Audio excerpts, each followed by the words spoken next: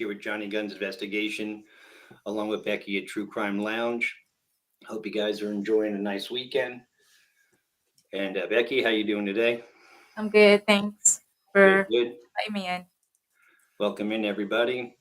And tonight, everybody join in, message us. Let's all go over this tonight together and go over our opinions, and let's talk this out and see what everybody thinks. Because tonight we're going to take you right back to part 2 of what we were discussing yesterday of that little small town, Delphi, Indiana, with Richard Allen and those 2 sweet little girls, Abby and Libby. And what we're going to talk about tonight is how everything is just twisting and turning, like we were discussing yesterday, on how this town and the people there are in the prison are turning this into a whole different scenario, to where the defense is coming now and saying that he's guilty. Richard Allen is completely guilty. No, the defense is not saying that. They are saying that it's not him. It's the Odinism. Right. It's right. He's guilty. Richard Allen is guilty, and it's going to be. They're blaming on Odism. The Odism is a ritual going back to ancient history. I mean, it's going way back to the Vikings, to Thor, and now the white nationalists have turned it into their own organization, which somehow into this town, it's somehow taken over, even into the prisons. Okay. The actual prison is controlled by this Ordism, this cult organization, to where they're threatening Richard Allen, the alleged murderer of Abby and Libby, and following him everywhere. Anywhere he's on the phone, they're right there listening to everything he says, actually even coaching him and threatening him to what to say to his wife and his mother. When his attorneys are there in the prison, these guards that are in this organization, which to me, it's puzzling. And everybody, let me know what you think about this. How in a state prison, and they're issued uniforms by the state, and they have these patches on them, like you saw in our photo of that organization, Odism, that they're putting the power in that prison, and that's what they're using. How is that happening? How is the state letting that happen? But now it's going back to the defense trying to turn it all around, where they're trying to prove now Richard Allen is not the alleged murderer, that it's this Ordism organization that is being blamed on, and the guards. And we have a clip tonight from Court TV that will help explain a lot of things. And actually, it's up in the air with them too. It's why we need everybody's opinion. And Becky, what do you think about it? Well, I think it's the defense's argument, and that's all they have to do is cast reasonable doubt Reasonable to doubt, yeah. the jury, and they kind of done their job. So I think the defense team has come up with a strategy, and it does look like it might work. Yeah, and I'll give you my opinion at the end. Don't get me wrong. Am I sitting here saying Richard Allen is some saint? No, he's still a scumbag to me. He's, but this is where they're turning it around. Though too, What's that? He does not have a criminal history. No, he doesn't. He doesn't. He was a pharmacist assistant. Yes, pharmacist. Yeah, he had a wife. He has a daughter. Very well known to the community. Very talkative when they came into the pharmacy. Very well known. Very liked. Like Becky just did say, we did look this. He has no criminal background history at all. So again, let's not prejudge, but we all have our own opinions. So that's what we want everybody to do today. We're going to watch this video together, and let's talk and see what everybody thinks. Let me go ahead and just play the video. This is from Court TV. Court TV.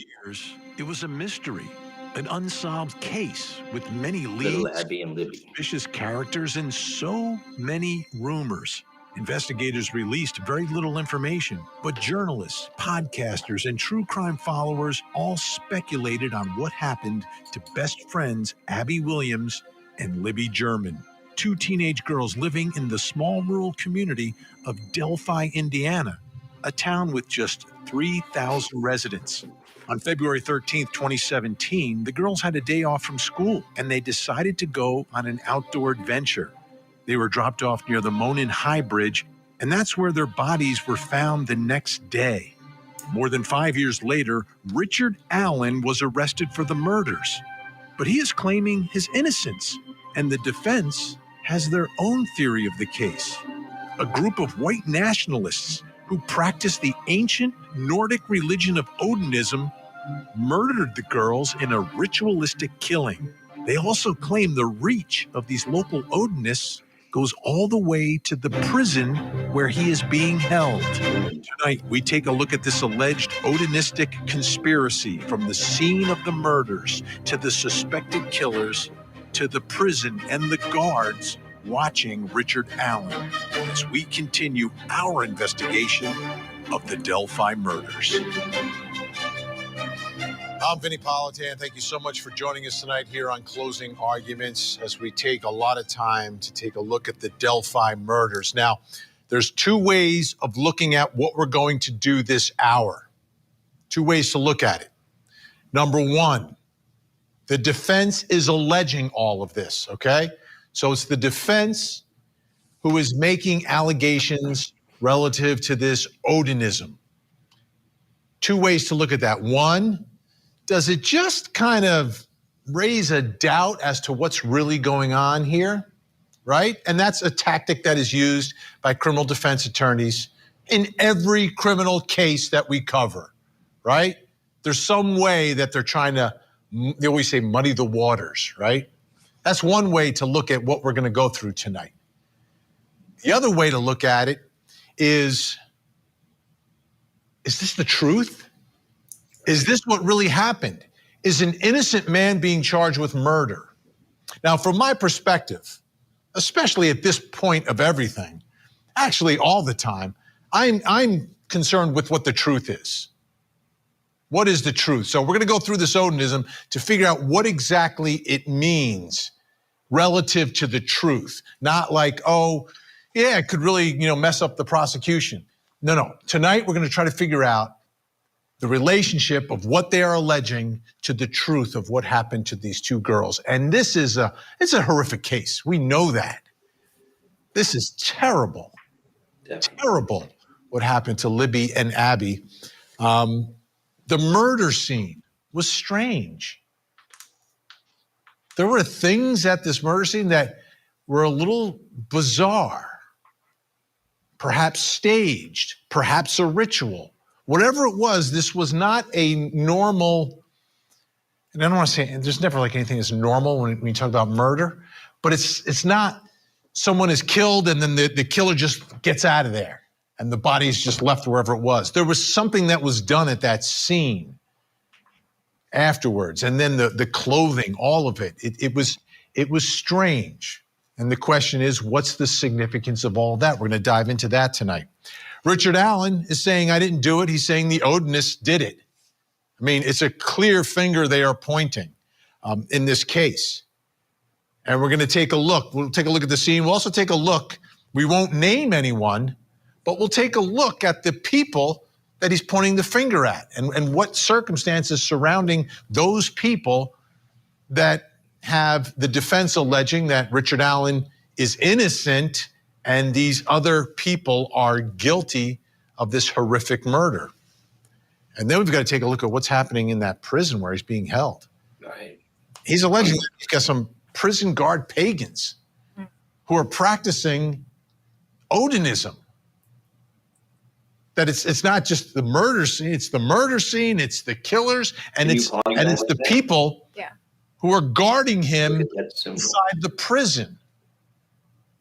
Okay, so there's this symbol that the prison guards are wearing on their state-issued uniforms, right on their shoulders, where everybody can see. And prison guards are the power in the prison. Prison is their own little city.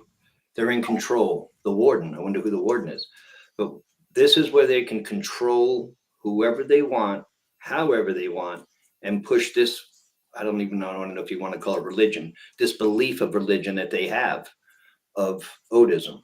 And they're really, really pushing it in that prison. and that's the symbol.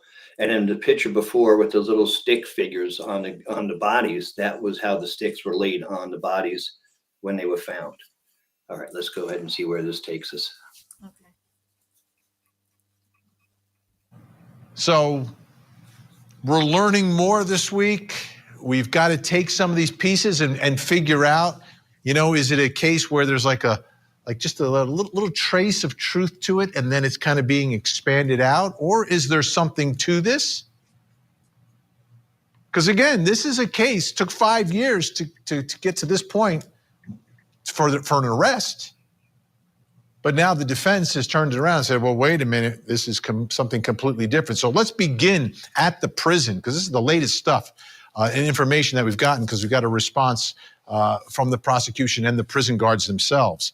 So the defense in their memorandum is alleging that members of a pagan Norse religion, Odinism, predates Christianity, hijacked by white nationalists. So it's an actual religion, but it's been hijacked by white nationalists who ritualistically sacrificed Abigail Williams and Liberty German. That is clear. That's what their allegation is. That's who did it. The evidence shows that during his pretrial incarceration at the Westville Correctional Facility, Richard Allen has been monitored, intimidated, and mentally abused by correctional officers who are also members of the Odinite cult. Well, how would he know that? Here's the allegation. These Westville corrections officers boldly wore patches on their Department of Corrections uniforms that proclaimed, "In Odin we trust," along with another patch displaying symbols of Odinism, the interlocking triangles. Big allegation, right? On their uniforms, they are wearing these Odinist symbols and being very bold about it. Power. So what was the response from the prosecution and from those prison guards? We've got that for you tonight. The state's response was, and again, we're not naming any of the corrections officers here, that both Sergeant X and Sergeant X have worn patches that refer to Odinism, that those patches reflect that Sergeant Unnamed and Sergeant Unnamed's religious beliefs are not associated with any kind of cult. So they are Odinists? That's what I'm hearing. Mm-hmm. Now, affidavit from each of these correctional officers. We begin with number one. I have been an acting supervisor in APOD, where the defendant is housed since late February, early March 2023, that I do not practice Odinism and that Norse paganism heathenry is my practicing religion. So it's a different form of paganism. I guess Nordic, because it's Norse, right? Heathenry, not Odinism. I don't know the difference. I'm sure there probably is a difference. There's a difference between Roman Catholics and Greek Orthodox and other types of Christians. I get it. But it's still interesting. Now, here's the big one. I do wear patches on my uniform that identify me as someone who practices Norse paganism heathenry. The patches are real. The patches are real. But says, I am not part of a cult. I am not part of a radical hate group. I have never had a one-on-one conversation with the defendant where I tried to influence him in any way. Correctional officer number two, I do not practice Odinism. I do wear patches on my uniform that can be, but are not associated with Odinism. That's weird. Can be? So it's an Odinistic patch that, you can look at it that way, or you can look at it, I guess. You want me to go back? No, just pause it right there. Okay. So that is the strangest thing I've ever heard. I mean, think about it. That's a state prison, and they're prancing, and they're forcing this Odism on, not just to one, to all. And you can go right on to Amazon. You can go on to Amazon if you can see all this. I don't know if you can. Right. You could get the patches right on Amazon. I don't think you can see it though, because I have the symbol of that patch on the thumbnail. Yeah, and you can go right on Amazon and look all those patches up, and some of them go back to the Viking days of like Thor, Yeah, and go it's back to the ancient medieval. religion. Yes, but the guards, to be able to take their authority, their power, and now bring this into their city every day they go to. This prison is their own city, okay, controlled by one, not the outside law enforcement. That prison guard, I mean that what do you call that guy who runs that prison there? The warden is in charge of everything there, and he's letting this go. So that means he's involved in it, definitely somehow, allegedly as well. All right, so you I have can see that. say that again. I can see that being so if he's allowing them to wear religious He's patches on a state-issued uniform where state and religion are not supposed to be together, not at not in all. this country. He's the grand poobah of that prison, that little city, his community. He's in control. He's letting it happen, and he's letting it happen for a reason. And remember, small town in Indiana, Delphi of 3,000. It's a Right. small town. All right, let's go back to court TV. This is an awesome, awesome video. All right, got it. I guess a different way, right? I guess if someone was wearing a cross, you could say, well, it's a T. It wasn't a cross. I don't know. That the patches pay the utmost respect to my religious higher power, the same way a Christian person would wear a cross. There you go. Okay. How about that, folks? How about that? Let's bring in my guests. Joining me tonight in Indianapolis, Indiana, hosts of the Murder Sheet podcast. Make sure you download tonight, Anya Kane and Kevin Greenlee. And in Salt Lake City, Utah, I saw him shaking his head. Retired police commander, host of the Profiling Evil podcast, also an expert on religious cults. Mike King is with us. All right. I'll get to you in a second, Mike, because I know you got a lot to say about this. All right, Anya and Kevin.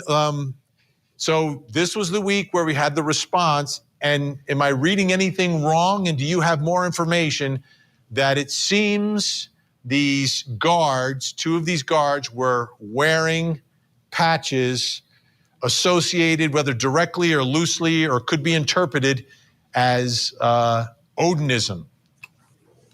Yeah, so it's interesting. And we've learned a lot about heathenry and paganism since all this came out. But heathenry is a blanket term that refers to people who believe in the Germanic gods of old, the Norse gods of old. And that includes people who are not racist, they're not in cults, they're just normal people like you and I, like just like how I'm a Roman Catholic, right? And that's their religion, nothing wrong with that.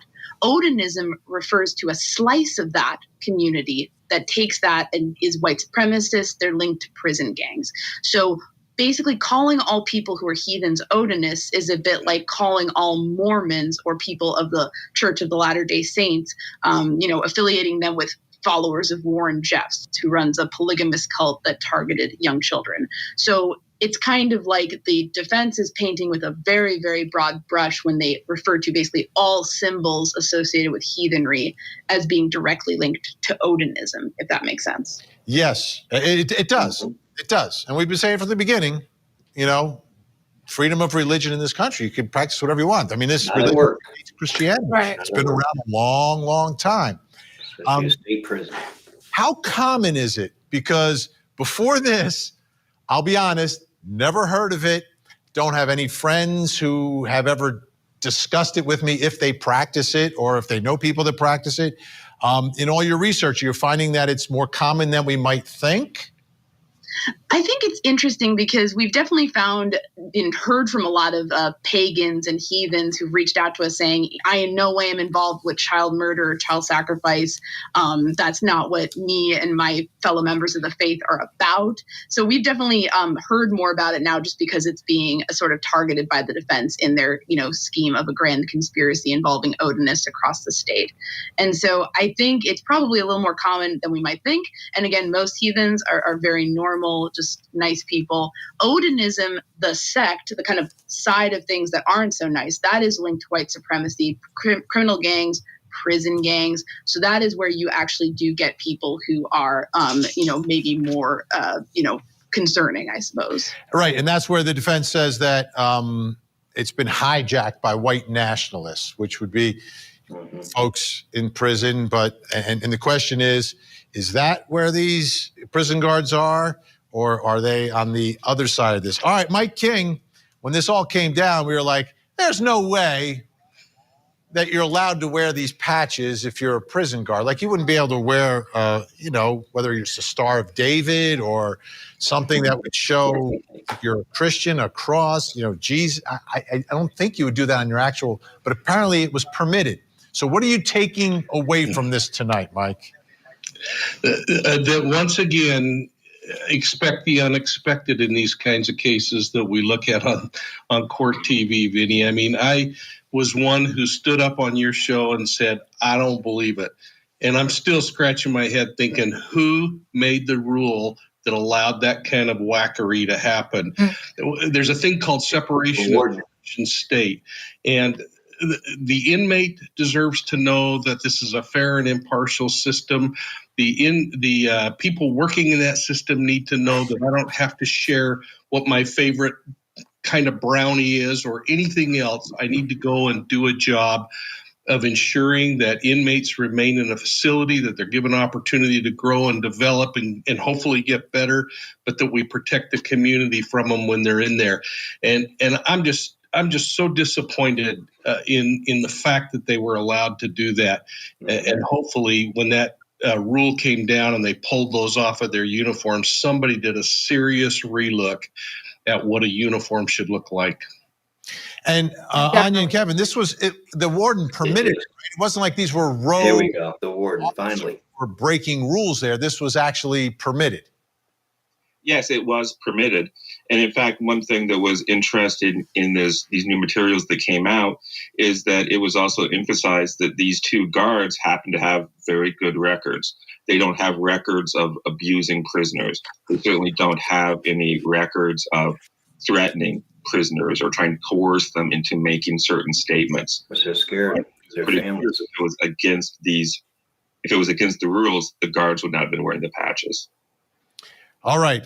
Got some more to share with everyone tonight. And the reason why this is extremely significant is part of the evidence against this defendant is a confession. Take a look. On April 3rd, 2023, Richard Allen, and he's in prison at this point, made a phone call to his wife, Kathy Allen. In that phone call, Richard Allen admits several times that he killed Abby and Libby. Investigators had the phone call transcribed, and the transcription confirms that Richard Allen admits that he committed the murders of Abigail Williams and Liberty German. He admits several times within the phone call that he committed the offenses as charged. His wife, Kathy Allen, ends the phone call abruptly.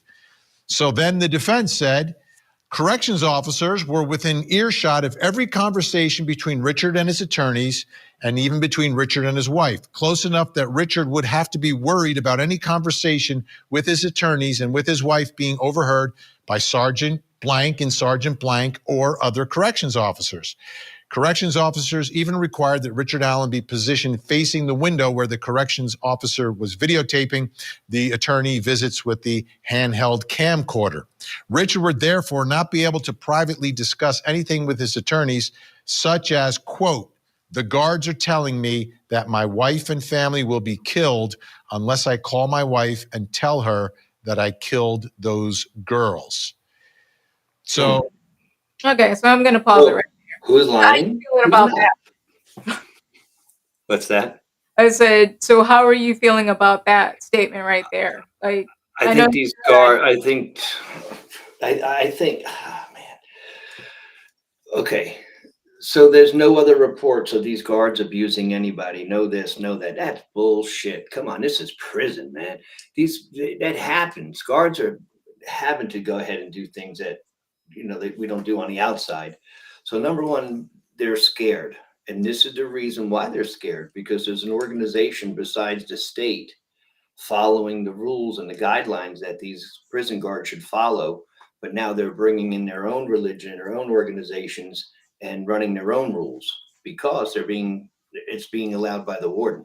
But I think they did threaten this guy. I think so. I mean, he looks horrible from the time that he was first, arrested to now.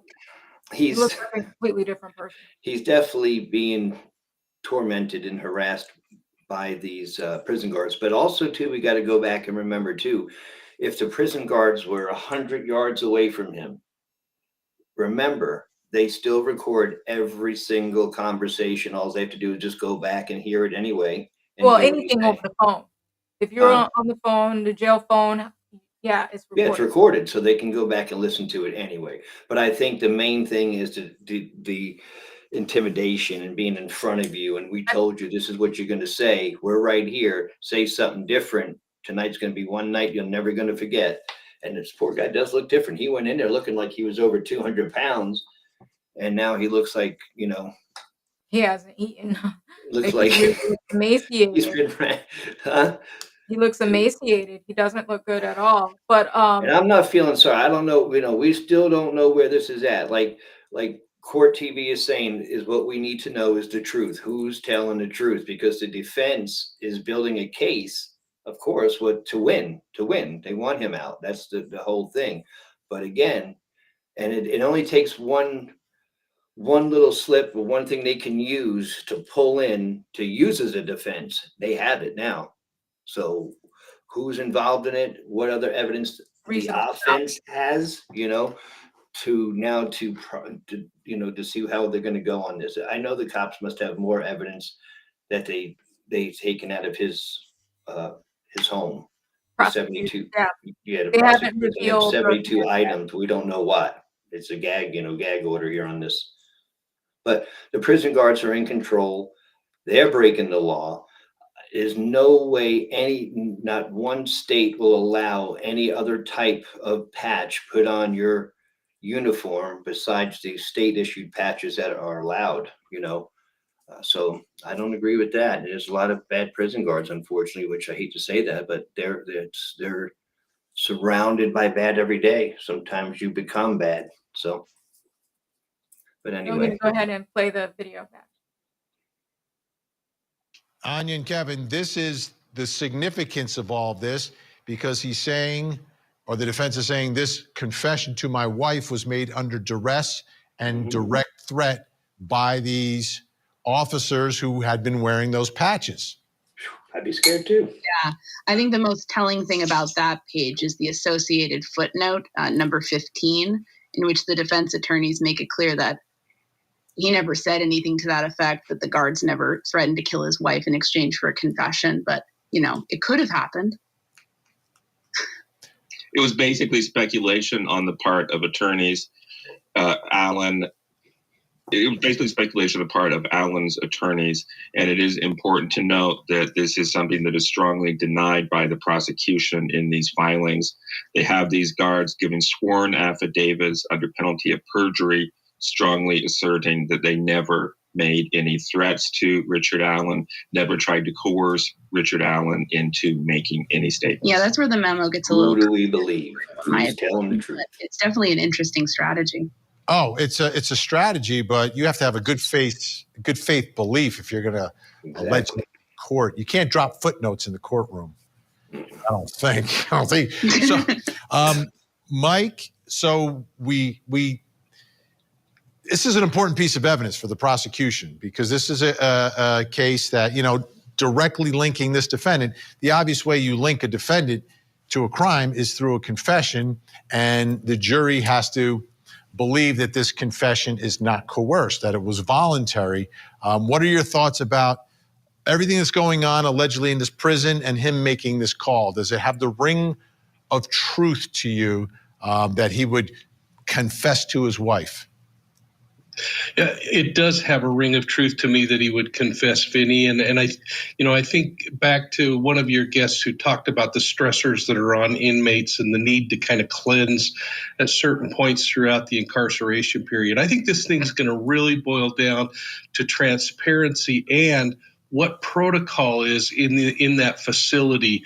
Is he being treated differently, and do they have a reason to justify him being treated differently, or is this the way that every inmate is being treated in there? And boy, I agree with Anya and Kevin on this concept of the defense merely bringing up, hey, by the way, this could have happened. Well, aliens could have beamed into his room and said something too. And I just think it was really inappropriate. again, I have to keep pinching myself and saying, wait and see as more evidence comes out, because this case keeps just surprising me day after day. Yeah, the Whether only they have an evidence in front of the jury is if Richard Allen gets on the witness stand. I mean, to me, that's the only way, right? Okay, I got to pause it real quick. What do you think? Do you think that he would take the stand? Mm-hmm. They're going to make them do whatever they want. They have the chess is on. They have the chessboard out now. Now the prosecutors have to come up with. They better have something in their pockets. They're going to swing out quick. This is a big one. Well, they do have something. I'm sure We of it. don't know yet. We don't know. They have. Right. I'm sure they do, and I'm just I'm asking. hoping they do. Think I'm that he hoping will and actually feeling. testify on his own behalf. Yeah, because you got to remember, we still have the picture on the girls' phones. We still have that audio. What is he doing in the park? All the pings. It's just a crazy thing. I personally think he has something to do with it. Did he kill the girls? Probably not. But is he a part of this organization? I think so. I think he does have But part. do you see how you just said, did he kill him? Probably not. No, That's that reasonable doubt. Right. I don't think he did it from the get-go, from the beginning. I really think that he was just the little pigeon that they needed to Like a bring these girls. That's guy. it. Him and the catfish guy. What was the 300-pound guy's name there? The catfisher. They would. The other episode, Keegan. Yes, vegan. Yes. So they. You think so? That's like a ring of them, and Yeah. all of them have something to do with it. He is the fall guy, or the patsy, or the whatever they call it. Yep. He's the do boy. They used him to lure the girls in, and then they did their ritualistic, satanic, cultural killing on these girls. There's a reason, and that's allegedly, but we'll see. I mean, there's a reason why they were laid out in the positions they were. The items that were left the way they were left, the sticks on the bodies, the diagrams that they made, the symbols on the sign. This isn't a regular sexual killing of a child. This is definitely a ritual. This is a cult. This is an organization. And that's what you see it as. Yes, and that's my opinion. Like I tell you, this is all about our opinions, because nobody knows. This is Court TV's opinion. You're buying the defense's argument. I think that Odinism is a big part of it, because there's no way in hell that they would wear it in the prisons, in the state prison. This is not a good thing. And everybody always thinks that these small towns are the safest and they're the best.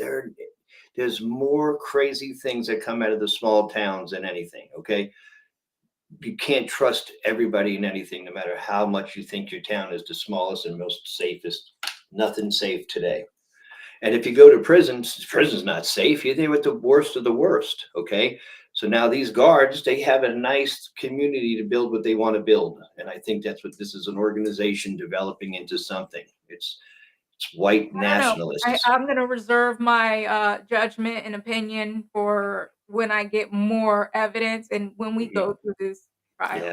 Now I want to see the prosecutors come out with evidence that will just blow us out the door and put this whole organization down from top to bottom. But the organization is not on trial. No. But if it does come out, so if they put Richard Allen, who knows? We don't know what he's going to say, because again, Richard Allen knows these guys aren't stupid. When you're being recorded on every single phone call you're making out of that prison. You know what I mean? Right. Why would he admit to something unless he's being forced to do it? I mean, he's not on death row yet. He's not. You know what I mean? He's not over here saying, "Let me." He is in a maximum secure prison, and maybe not for long. We'll see this coming week. They have that pre-trial coming up, the hearing coming up, to try to get him moved into a regular jail. To where if there were Odinism signs in there, we have a problem. I don't know. All right, I'm going to go ahead and play the rest of this clip. Yep, let's do it. Court TV live, Johnny Gunn's investigation, True Crime Lounge with Becky. It's the defense could potentially put it in their opening statement, and then hide behind attorney-client privilege, as the good faith basis.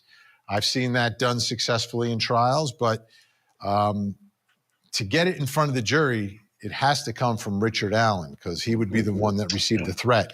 And maybe, I don't know why the defense would put it out that way, but it could have something to do with attorney-client privilege and not wanting to reveal or get locked into anything that he may or may not say if and when he chooses to testify, but we shall see. All right. Here's news. Mike King is staying with us, but Anya and Kevin are taking off. It's the Murder Sheet podcast. Download it. Everything we do here in even greater detail all the time. Great to see you, Anya and Kevin. Thanks, guys. All right, Mike, you don't go anywhere. All right, when we come back, we're going to go back to the scene, folks. We're going to take a look at the scene, plus coming up next hour. In Sarasota County, Florida, the Take Care of Maya trial continues as Maya Kowalski takes the stand with extremely emotional testimony, telling the jury what it was like to be taken from her family and isolated in a hospital. I would say most of my depression would be revolving around I'm just gonna and then let that play, and we can talk while that one's playing. Yeah. Get to it. So it's like Vinny was saying, that the only way, I guess, for that to be brought out is for him to take the stand. He's going to take the stand. They already have been coaching him that he has to get on the stand, Well, we'll see what happens. It all depends on, they put a gag on it right away, the gag order. They went and they searched his home thoroughly, pulled out over 72 items, I think they said. So whatever they have, they found something that's going to have to really be strong, because. Well, I know that they were saying that bullet puts him at the scene. I'm not sure what else they have. But can they hold that? Can that hold up? I mean, can that hold up? Yeah, that's the whole thing. The ballistic evidence, I don't know if it can hold up. But here we go.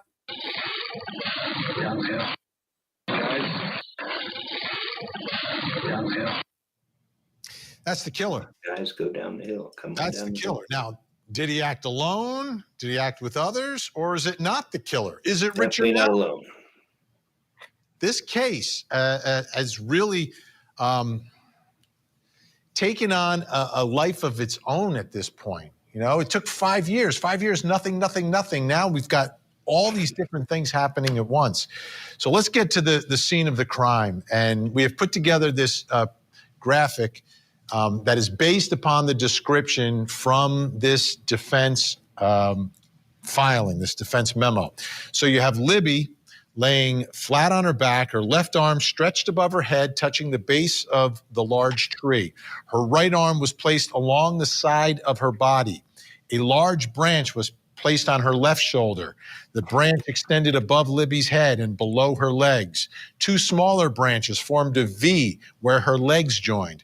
Both sides of the V extended upwards towards Libby's head.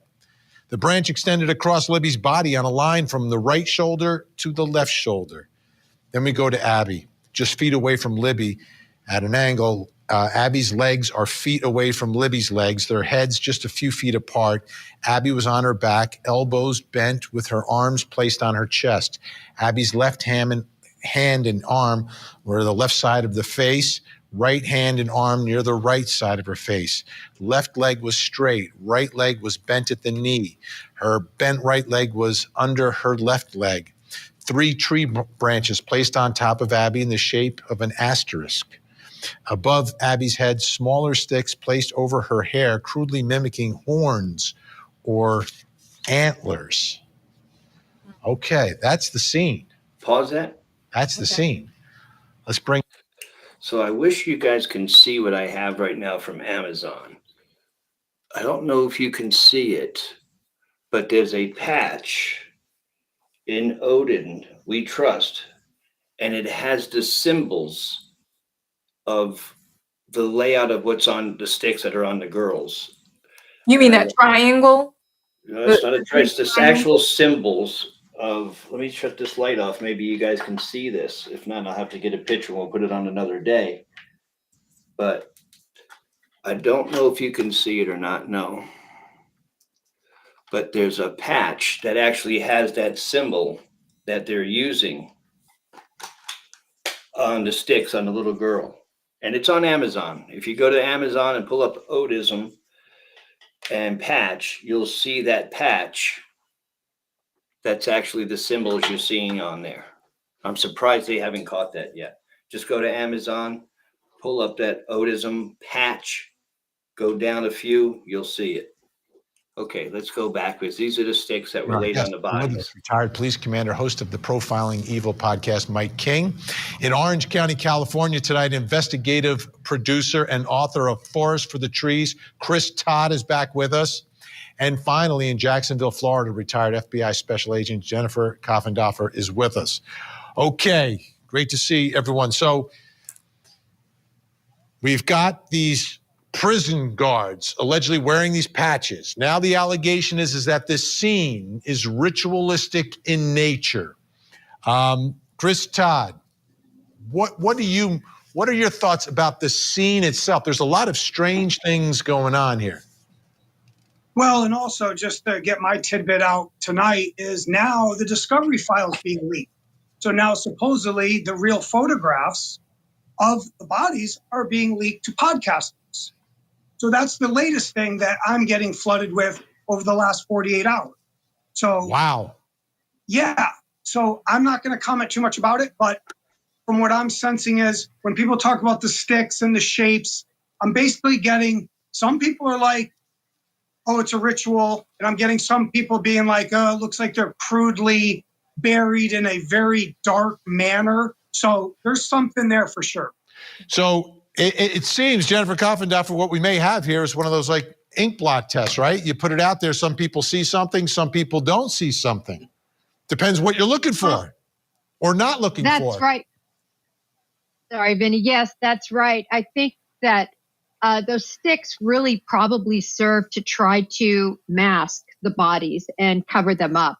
But the way they were laid, it made these antler shapes. It made these formations that the defense is saying, look, this is an Odinistic style burial, if you will. And that's what they're running with. Like you said, their ink blot says Odinist.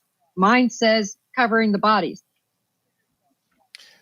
Mike King, you studied religious cults, the way they act, the way they do things. Let me throw out a couple scenarios here.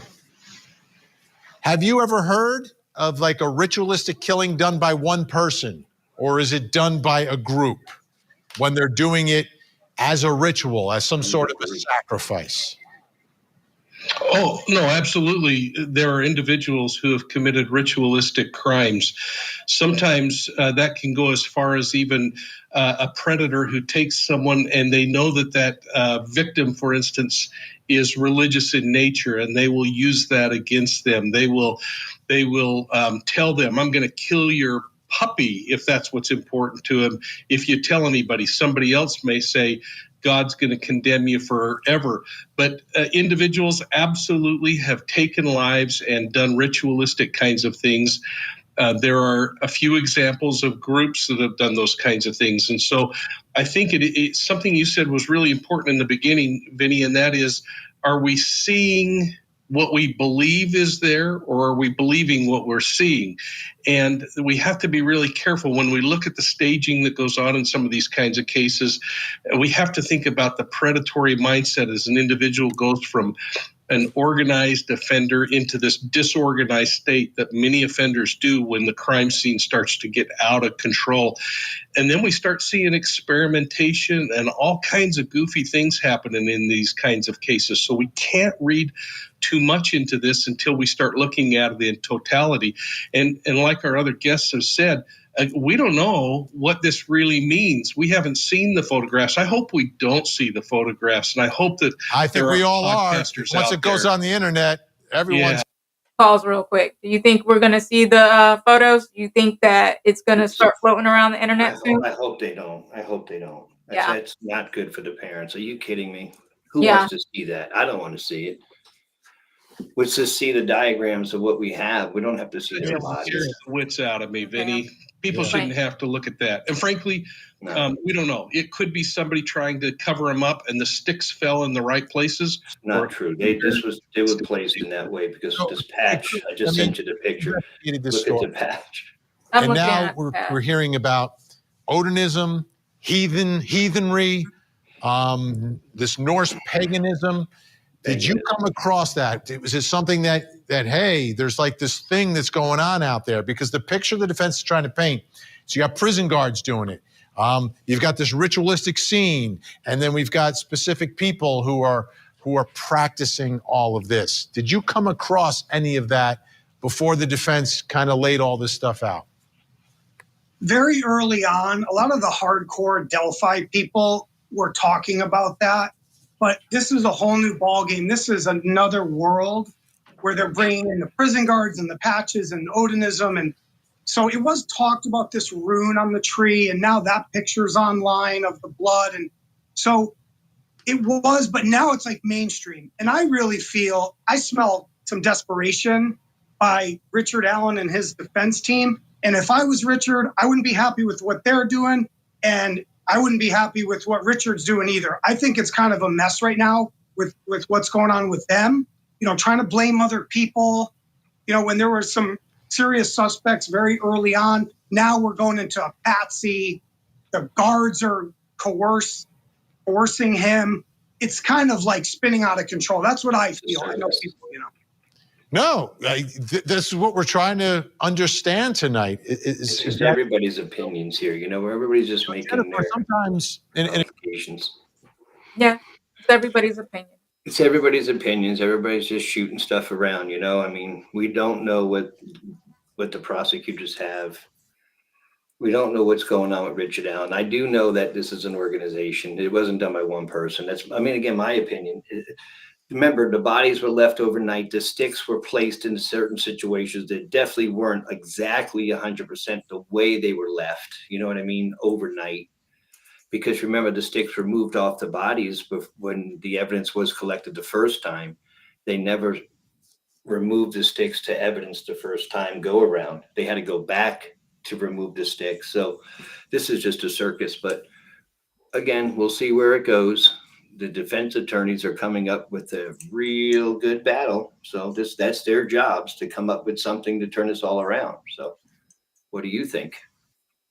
Like I said, I think that, defense came up with a good argument. That's the test. Or something to at least throw us off. It's like right. Here, there, everywhere. Everywhere. But again, we just don't know what is the truth. Just, what is the truth? Find out when trial comes, and that's going to happen in January. So let's see, though, in a few days, I think on the 17th. I think it's the 19th. They're having his hearing, but I think that hearing is about just moving him to get him to the jail, not to state prison. Right. So he's not convicted yet. He's in state prison, like he's convicted, tried, and paroled. He's in maximum state prison, and then guards wearing Odinism signs, walking around, leading them around like the Odinism puppet, telling you what to do. All these prison guards are, oh no, these guards are great. They're excellent. They don't treat us bad. They're the best guards. Just get back to this clip, because this is a long clip. Yeah, we can cut it short if you needed to, but this is, let's go ahead. Well, what I wanted to do also, because there is, with the defense, what they're doing is they're casting blame on 4 other suspects. And, right. We don't know who. They won't name the names. No. They won't name the names. They're just saying, suspect 1, 2, 3, and 4. But are they going to show us pictures? No, because they're not trying to name them, because they've never been arrested. But there was alibis for the 4 suspects. So the police did look at these 4 suspects, but the defense is trying to say, you need to look at them harder. They're just trying to deflect, I'm sure this wasn't done by one person. This was, like I said before, Richard Allen was the guppy. He led these girls to this whoever, but they're definitely part of the cult, or realistically, some type of some type of an organization, cult, realistic.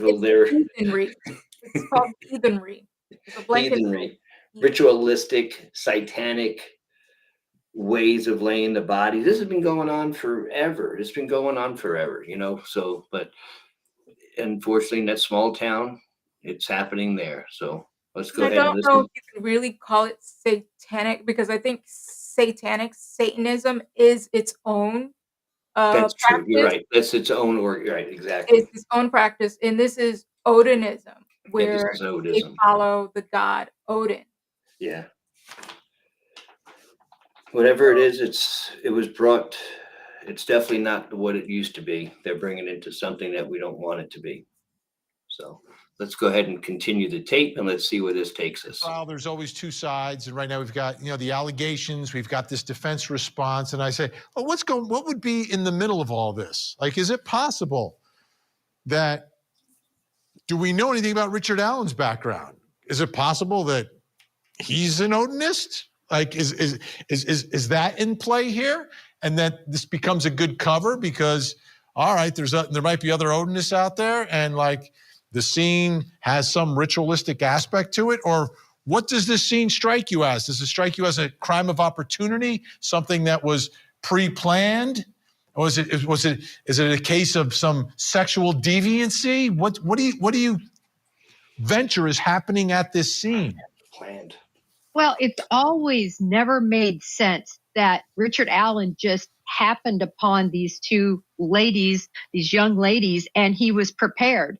He had a knife, he had a gun, and, was he hunting for victims, or did he just happen upon them?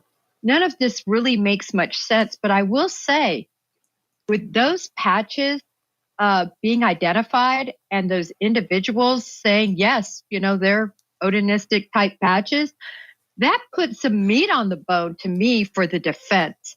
From the standpoint of a lot of people thought there's no way prison guards have these sorts of patches. Well, guess what? They did. And what's also interesting is just because you don't have a patch doesn't mean you're not an Odinist. And how did Richard Allen even know what those patches meant? He knew. Why did he know? Because on the top of it, it said, that's a great point as well. "In Odin All we right. trust." Stay where you are, everyone, because when we come been back, in jail before, remember? talk about those. Richard Allen doesn't have a criminal background. No, I mean, he's been there for a while. He's been seeing this patch. He may Right. not have. You would You know have what to I know mean? prior Yeah. what she's But trying we to don't say. know. Like How we did don't you know because prior? this could be some huge organization that we just don't know yet, or it just could be a couple of schleps. Who knows? We don't know. But Right. we'll find out soon. Right. We will find out soon. So we can either end it here for tonight. I can leave a link in the description box below so people can finish up this court TV. How much more is it? How much longer is it? Yeah. So this one is like a 45-minute clip. Yeah. Yeah, so we could just go ahead and come back to this clip because we got a few more things we want to add into it too that's coming out and just try to piece this together and see exactly, what the prosecutors are going to come up with to be able to We'll have to wait for the trial on that. Definitely, because I can't wait to see where this goes and how strong the prosecutors can come with something to beat what the defense came up with. That's going to be a strong one. So I hope everybody's enjoying their Saturday night with Johnny Gunn's Investigation with True Crime Lounge with Becky. And you guys, if you like what you see, don't forget to make sure to hit the little like button and also comment and subscribe to Johnny Gunn's Investigation and also to True Crime Lounge with Becky. And just hit that like, comment, and subscribe. And then we'll subscribe and we'll and you guys let us know what you think about the case too. Have you been following the case? Is there a theory that you have? So just leave your let thoughts us know in the comments down below. Let us know in the comments what do you think about Odism? What do you think about the defense? Do you think they're doing what are they coming up with? Just give us your opinions and we can come back with some things and talk about it together. So everybody have a great Saturday night. Becky, enjoy your weekend. And everybody, don't forget, be safe out there. Have a good night.